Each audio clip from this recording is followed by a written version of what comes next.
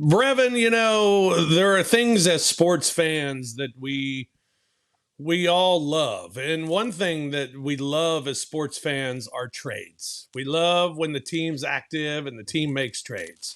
Yes. One thing we all hate together is losing our guys because we like all our guys. We would like every trade to be, we'll give you our trash and we'll take back your diamond. That's what we want every trade to be. But that's not always the case. And when you trade one of your key pieces, whoo, it's bittersweet when it happens because I think in this case with Desmond Bane, we see the return and we see the flexibility it offers, and it makes sense. But we hate to lose Desmond Bane because what a Grizzly he's been for the last 5 years. Well, and the thing about it is we've seen him overachieve in so many other people's eyes, but we've for us it's just he's gotten better every year. And the getting better Yep. every year has reaped all of the benefits that he has been able to have and also put him in a position to be able to be a wanted player on a playoff team that immediately puts themselves in an Eastern Conference championship contending position with the other players that are around him. And so it definitely is hard because as you said, he was one of us and he was somebody we watched grow up in the NBA. And so it's tough to see him go, but I have been around it, through it, seen it so many times. And if it does have to happen, you would like to say that at least both sides came out on the positive, and I think that's what happened with this. Yeah, yeah, and I mean there haven't been many trades like this in franchise history, really. Um, the Pow trade was really a rebuild trade. That was a blockbuster. Trading Rudy, when we traded Rudy, when we acquired Rudy, those were a couple of big trades. You traded Shane in the one to get Rudy. Traded Rudy in the other to got who John Lure and Tayshawn and Right. Austin Day, I think, in that deal. And then when you traded Mark and Mike and Zach, those were all, or didn't trade Zach, but those were all kind of expected end of the road. We're moving on situations. So this one's weird because it is one of your big players, but it's also it's not a rebuild. You're trying to get better as a team and dispatch one of your best players, and that's I mean that makes it very interesting. I think on this trade because you still feel like there's more to be done. No, there's much every time when you say the word flexibility, which so many people have talked about, that flexibility means that other deals can be done, and that other deals probably will get done, and that's the only way for them at this point. Yes, you get the draft pick, but the only way that they could realistically continue to put themselves in a position to really contend for a championship next season, especially with how good the Western Conference is going to be and how competitive it's going to be, then they're going to have to do a job of still making more deals than just the one that they did at this time. Were you ever traded in the offseason or were they all in season? I was traded. Everything was no, I was traded during the draft. Oh, during the So draft. the to come to Memphis, That's I was right. traded with the Pau Gasol, me, Pal Lorenzo, came to Yeah. Memphis from Atlanta for Sharif. Yeah. So that was then, and I was traded one practice into training camp from from Memphis to Phoenix.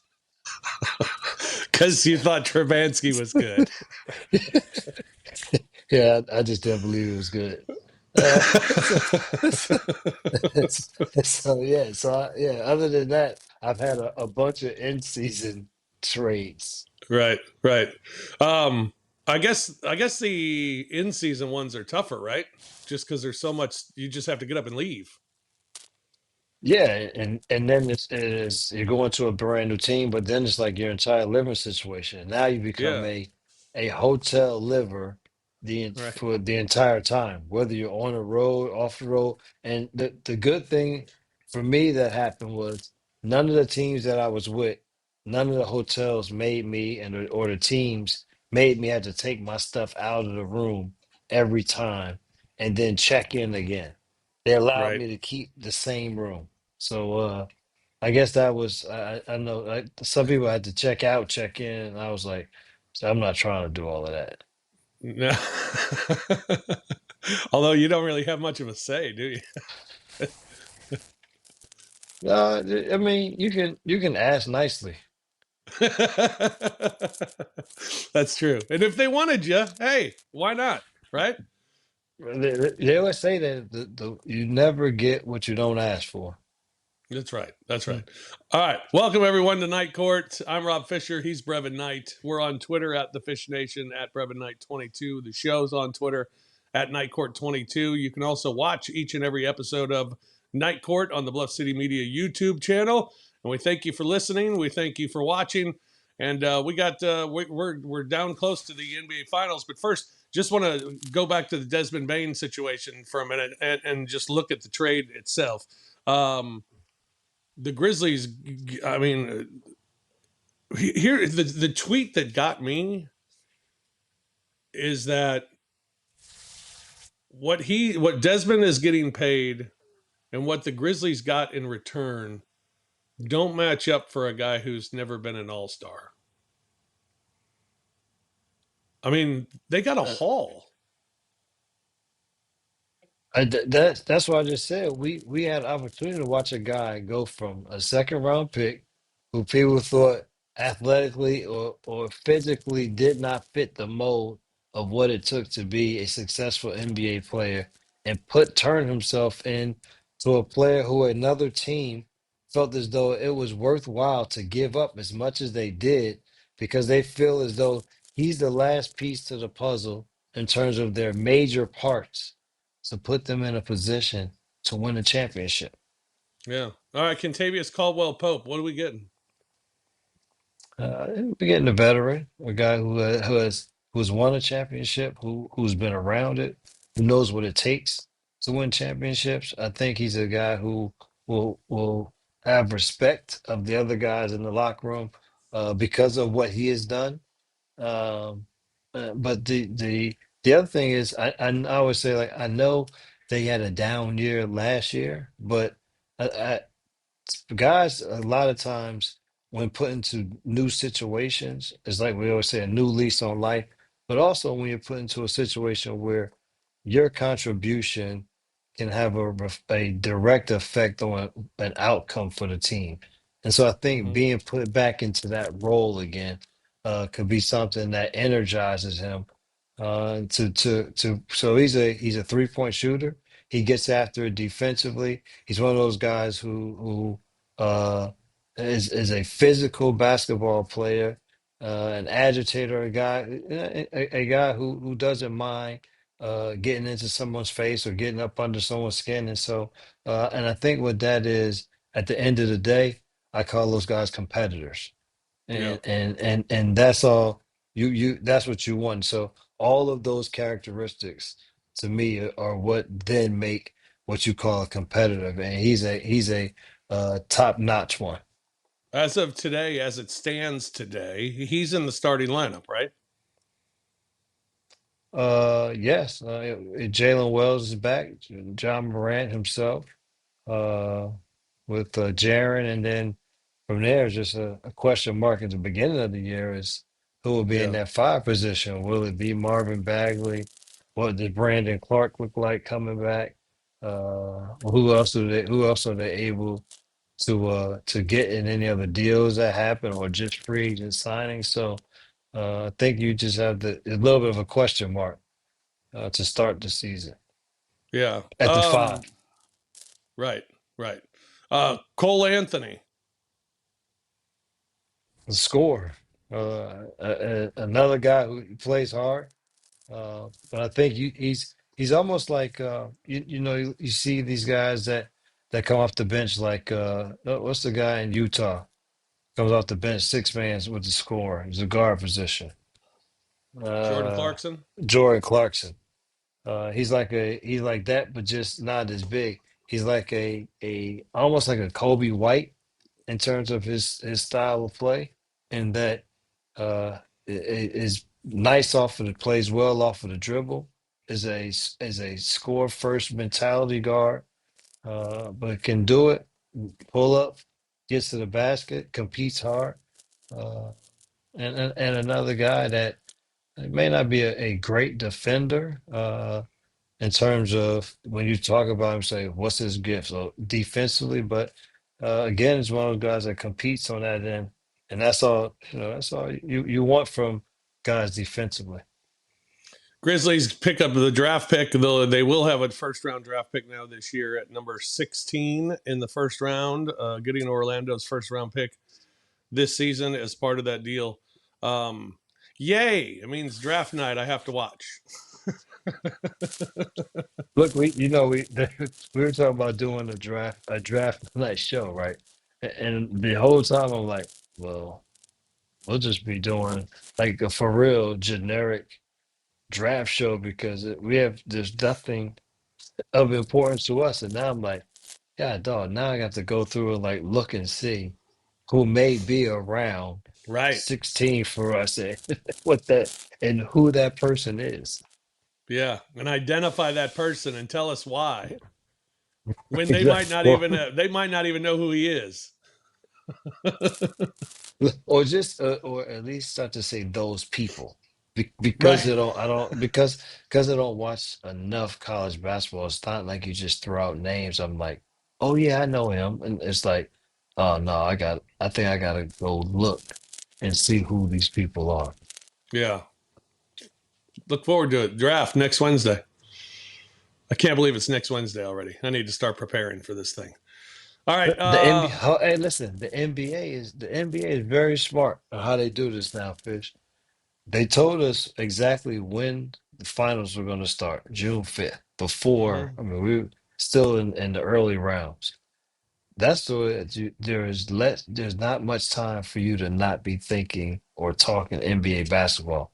It rolls straight into the season, goes straight into the draft. Yep. The draft then goes straight into free agency. Free agency then goes straight into summer league. It's like you keep talking. They're keeping the NBA on people's mind for longer stretches throughout the year. Yeah. Oh, absolutely. I mean, the NFL's been king at doing that, and they're the biggest league in all of sports, Yeah, and the NBA's done a great job the last few years of making sure that they're on the calendar every month. And yeah. yeah, and they've done a great job of it. Looking forward to it. Yeah, we got the draft next week, right as soon as the season ends, right into the draft, and we'll have the 16th pick. Yeah, so make sure you check that all out. All right, the Grizzlies. Um, I guess biggest needs going into since I mean we'll talk next week before draft night, but biggest needs going into draft night are what? And I'm not saying specifically a draft pick need. I'm saying needs for the team that you could address on or before draft night. Uh, I still think that whatever the best talent is at the 16th position, as long as it is not somebody who is undersized. Like I think that it is all of the the pieces that they will need going forward. Like you can say, I mean, they would take see if there's more shooting. If there's somebody that is a really good shooter, that's kind of what they've been known to do. But they also have another skill set. But shooting is one of the high points on their mark. That's something that would say if you can find somebody like that that you're able to continue to cultivate and grow into your system, then that would be huge, especially if you're talking about playing alongside Ja, alongside Jaren, and what they do in terms of drawing double teams. So that would be the things that would be the high on my list just not knowing what player in particular that may be. Right. Stephen A made comments today. Uh, some people just, I tell you, just you it's like you can't just run with things that are just such misnomers. And if somebody doesn't want to come, you don't want to come play in Memphis because you're afraid of security. You ain't meant to play in Memphis. um, Stephen A said it's a great sports town, great fans, great people. Oh, well, that's nice. But there's an element there where cats like Jimmy Butler and others don't feel like it's the safest environment. I'm talking to the local authorities in Memphis. You got to come clean of that stuff because you got to clean that stuff up because it's just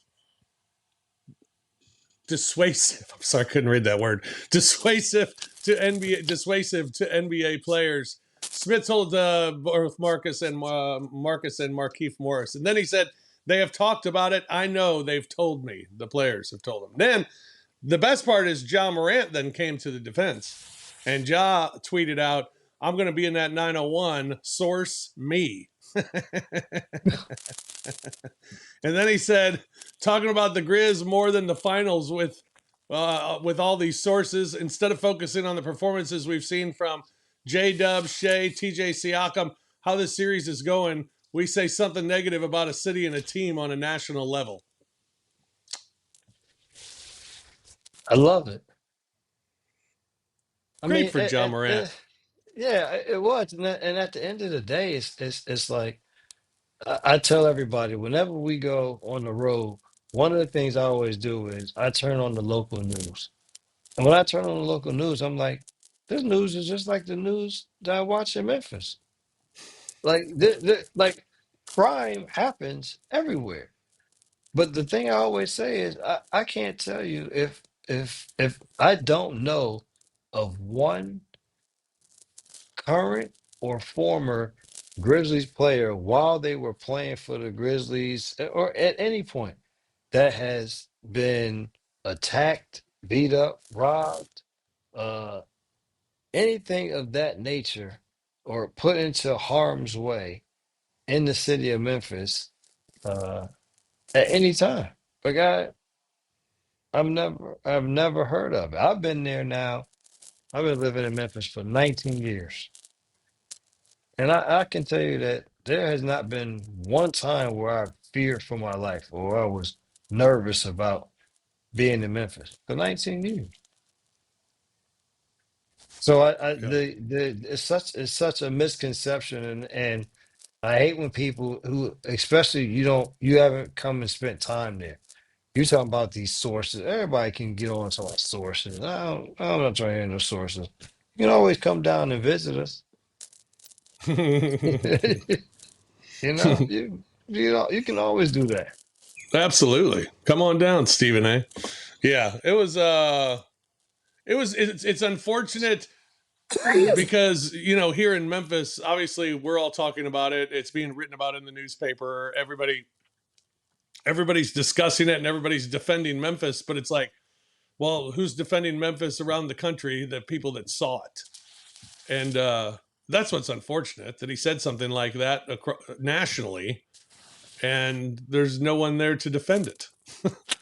Well, and because it's already one, like I said, is one of the misconceptions that's out there about Memphis, as it's all now.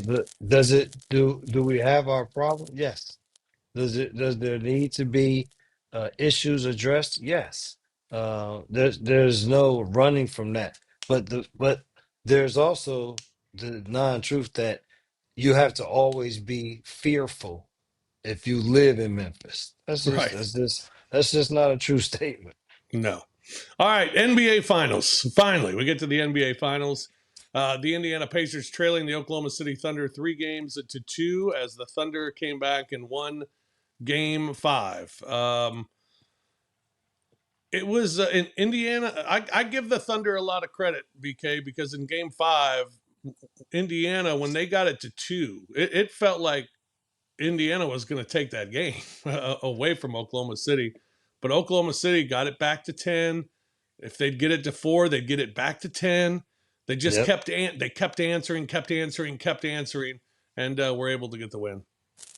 Yeah, I thought the thing that they've been able to do, especially in the last two games, was they've been able to, in the fourth quarter, be able to still have the defensive intensity that you would expect them to have that they start games with.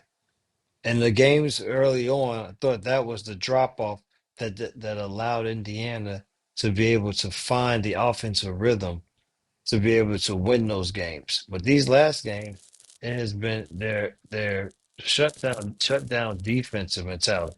Yes, they've still been good on the offensive side, but the turnovers that they are able to force, the rotations being in the right place, the physicality that they've able to put forth on the defensive side has been really good. And so then answering the bell, and it's been their two best players. SGA, who you expect to do it, but Jalen Williams has been terrific, Yeah. and he's been terrific throughout games. And so when that happens, I thought that would be the difference in the series was those two guys were better than any two-man combination that you put together on the Indiana side. And if they did it and the role and everybody else played their roles to a T, those would be the two guys that would be different makers that would push OKC over the top. It's amazing Indiana was as close as they were in game 5 with Halliburton only having 4 points. Um, he's going to have to be a lot better than 4 points, a lot better than that. And now he's got this calf strain, getting MRI and all that good stuff. I'm sure he's going to play, but how healthy is he is debatable. And if he's not healthy, I think they're in a lot of trouble in game 6.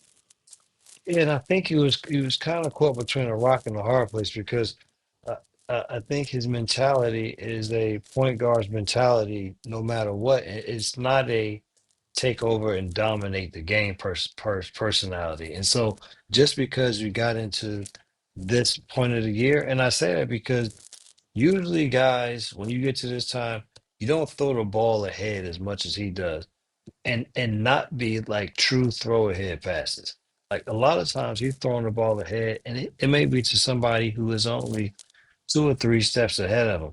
It's not that it's a bad play, but it's just in this time of the year, it's okay for you to now initiate something to then get them the ball if there's not a real transition breakout Right. situation. And so I just think that his mentality is to just keep playing the right way, the way that they normally do. And there's the other thing is I think there's too many possessions when he doesn't touch the ball.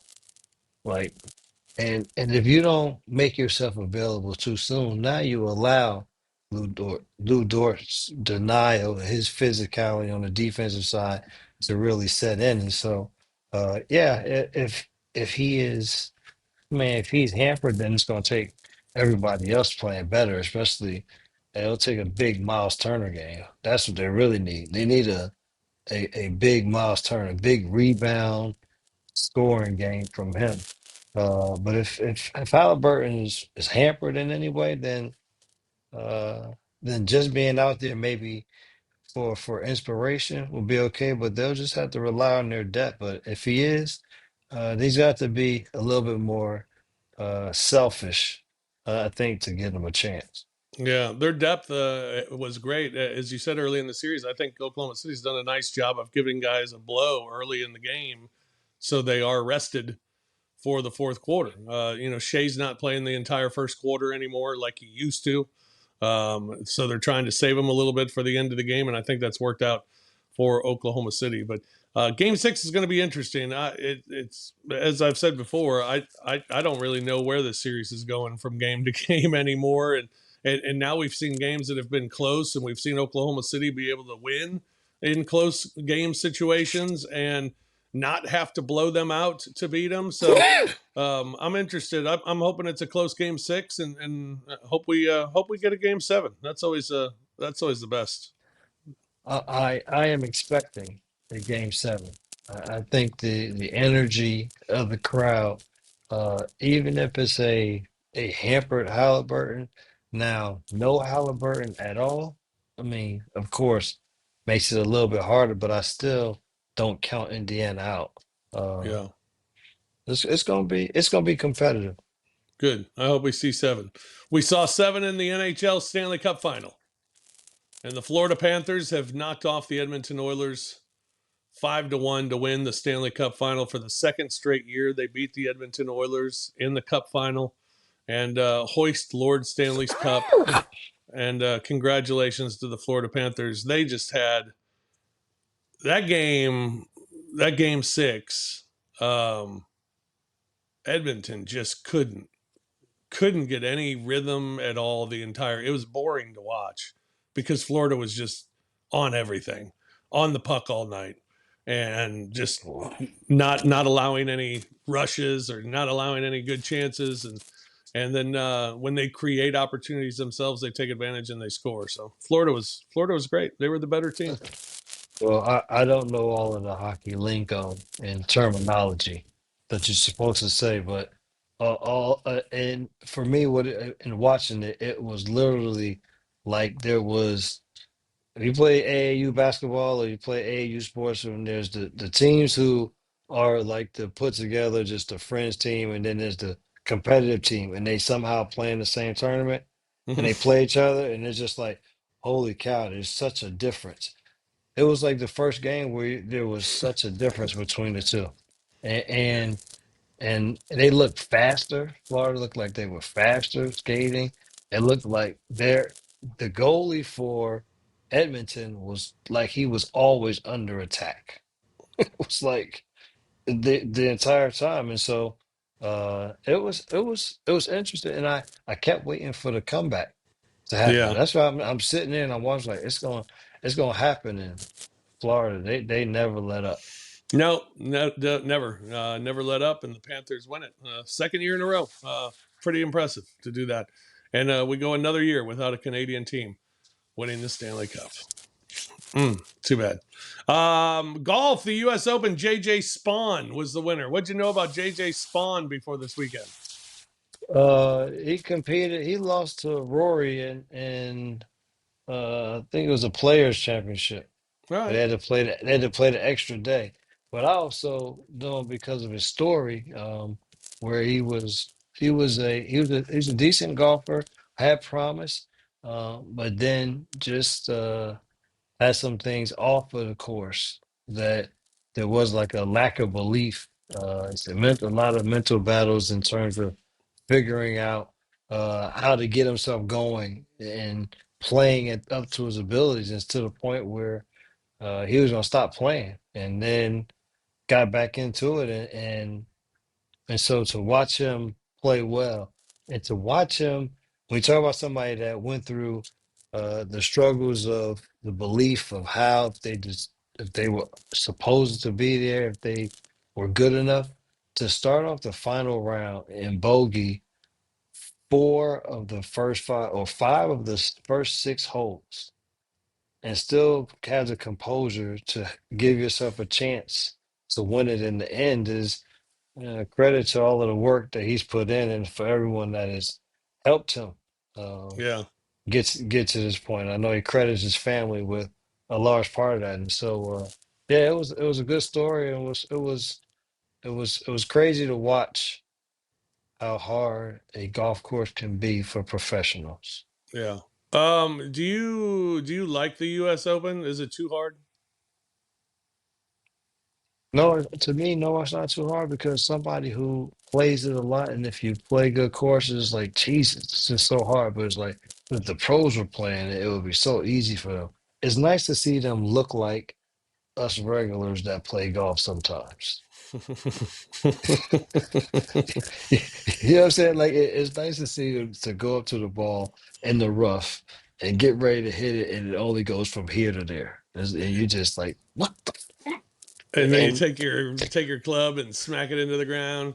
Yeah. And do all hit the ball on the green, and you think everything is good, and then you 3 putt, or you think you're right there close to make a birdie or a par. It doesn't go down, and so it was. I I like it because I think number one, they make it the ultimate test for guys who, any other tournament or situation, you're able to number one hit the ball so far that you're starting to outdrive the courses, and it makes it easier to get onto the greens. And so I like that at least once a year they're put to this type of challenge.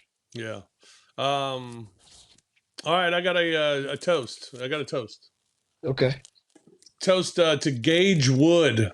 Gage Wood. I don't know if you're familiar with Gage Wood, pitcher for the Arkansas Razorbacks, who threw a no-hitter in the College World Series yesterday against Murray State. Man, 19 strikeouts, third ever College World Series no-hitter. First since man. 1960. In Murray State, they had a batter who intentionally put his arm out and got hit by the pitch, and he was called out. They also had a guy call timeout on the pitcher. And so to waste time, they had the manager come out and he argued a call for like 3 minutes to waste time. They were all trying to stall him. And this dude is intense as hell. And he's on the mound and he's like psyching himself up and screaming at himself and everything. Are you serious? It was awesome. And then he got the no hitter and it was incredible. And he was great post game because he hit one guy in post game. That was the first thing he said. He was like, "Man, I wish I wouldn't have hit that guy." So, because then he had to pitch off the stretch for the first time in the game, and he didn't realize that he hadn't pitched off the stretch the whole game. So it was pretty awesome to see, and what a feat to do it on that stage in the College World Series is pretty cool. That are they done? No, we eliminated another team tonight, and so I think 3 have been eliminated, or 4 have been eliminated now. So we're down to 4 teams. You said we? Yeah, yeah. College World Series, college baseball. I'm part of the family. Okay. I thought you were claiming his team and saying we. I was like, No, no, no, no, no, no. The "Mm, College World Series is down. We down to four teams. Collective. We fans of the College World Series down to 4 teams. Uh, gotcha. by the way, taking care of business segment this week. Haven't gotten the tags yet. I still haven't gotten the tags. Jeez, bro. This is now starting to become ridiculous. I know it's coming though. It's happening this week. I swear. So, I got my tags a long time ago. yeah. Well, good for you. I should have gotten mine in the mail. They just never arrived. So now I have an email saying that I got them. So that's all. Sometimes you have to be a little more forceful. Yeah, I know. All right. Well, that's going to do it for us. Hockey season's over. I'm a little sad, but now and basketball season's going to be over by the next time we talk. That's gonna be what's really sad. Yeah, but you know what? For how long it feels like our off season has been, the season is still going on. Is I don't like this uh out early in the first round. We gotta No. change that. Gotta change that. Yeah, that's got to change next year for sure. And we're on our way to doing that after we got KCP. KCP, man. Hold on now. Plus whatever else happens. Well, not that's not 3 and the D. We got a 3 and D guy finally. no it doesn't that is not the singular move No. that puts you into the conversation of that type of Cole uh Anthony, third stuff. string point guard. Here we come. Like I said, those nice pieces to the puzzle. If they're there or whatever should happen, they are Yep. nice additions. But there's that, in a movie or something they put that dot dot dot. Yeah. That more that's was at the end of that. That's where we're at. Dot dot dot right now. More to Okay. come. All right. That sounds good. I like that. That sounds great. All right, that's going to do it for us here this week on Night Court. Thank you for tuning in and listening, and thank you for watching on the Bluff City Media YouTube channel as well. And don't forget to follow us on Twitter. I'm at The Fish Nation. Brevin's at Brevin Knight 22, and the show at Night Court 22. For BK, I'm Fish. We'll talk to you again next week here on Night Court. Peace. Thank you for listening to the Night Court Podcast. If you enjoyed Rob and Brevin, hit that like button, subscribe to the Bluff City Media YouTube channel, and enjoy the content. We will see you back here next time.